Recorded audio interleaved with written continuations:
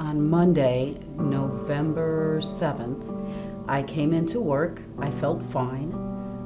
Worked for the morning. I have my lunch at 1, so I went to lunch. I remember going to Hy-Vee to buy something. Came back, and I'm not sure the timeline, but I was walking towards my desk after having just asked someone a question which in retrospect didn't make any sense. And then I have a dim memory of being on the floor with people bending over me saying, we're calling an ambulance. Somebody said, can you stay with me? And then I think I closed my eyes because he said, that's okay too.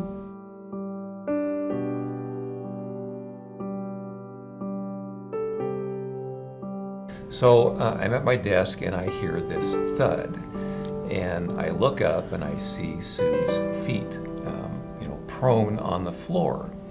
So I think to myself, well, Sue just fell off her ball chair, and either I'm going to hear really loud laughter or I'm going to hear really loud cursing. And when I didn't hear either one, I thought maybe I'd better go take a look, and that's when I discovered Sue, was actually pretty much out of it on the floor. But I knew enough to look at her facial response, her speech, so we asked her some questions, her movement, and she really didn't have any of those. She had very little, actually no emotion in her face, no response, no speech, so it was pretty much a no-brainer to know that she had had a stroke and to call 911. And then the next thing I remember is I was in the emergency room. There was a nurse there that was taking care of me, and then she'd say, you're going to X and so place, but I couldn't quite figure out what she was saying, and then her face would go away. I thought actually that I was talking to people the whole time. People were leaning over me and they'd say something and I thought I was answering them. But according to what other folks have told me, I wasn't actually speaking at all. We were all talking to her at different times and she was not able to respond to us. Honestly, she couldn't even track us with her eyes till after she had the stroke medicine, probably an hour after, then she was able to kind of track us with her eyes, and just more and more came back. So it was amazing to watch. It was totally unbelievable. She's my baby, and I don't connect women with strokes as much as I connect men, particularly after my dad's problems. And I was just devastated.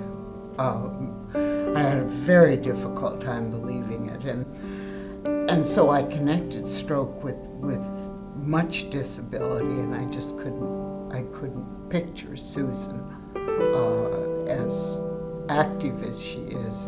And when I walked up to her and she turned her head and said, "Hi, Mom," but she wasn't moving. And so every move that she made was magnificent. I felt like she'd been reborn. It was,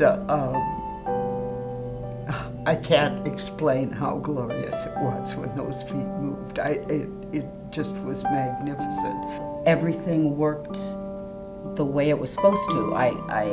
My coworkers recognized what was happening. They called an ambulance quickly. The ambulance was very close. It came and got me very quickly. The doctor took a chance on the stroke drug. It was the right decision for him to make. And so I was very lucky. I've really tried to control what I eat and how quickly I eat, how much I eat. And I've also tried to pay a lot more attention to what my body is saying. I did not have any of the mini strokes that other people have as warnings. There just wasn't any warning for me, but I pay more attention. If I'm tired, I take it easy a lot more than just trying to gut it through.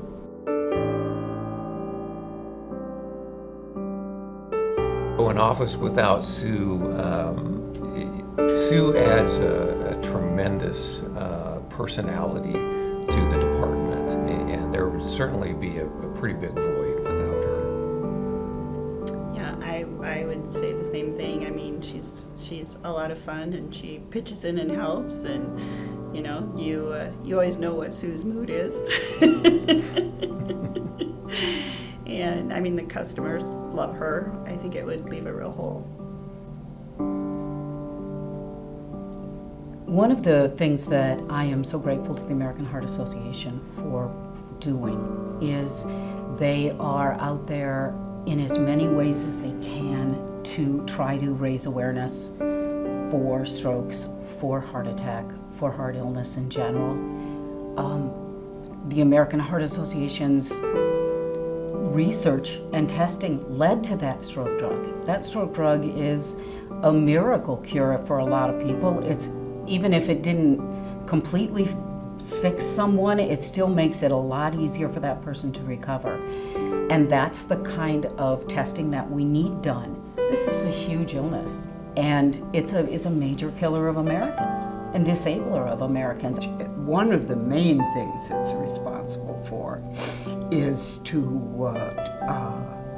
make women who have more heart issues than men do understand that they are liable for heart attacks. It's a lot of work that they do, a lot of money that they raise, and they need money from people like us. Government can't fund it all.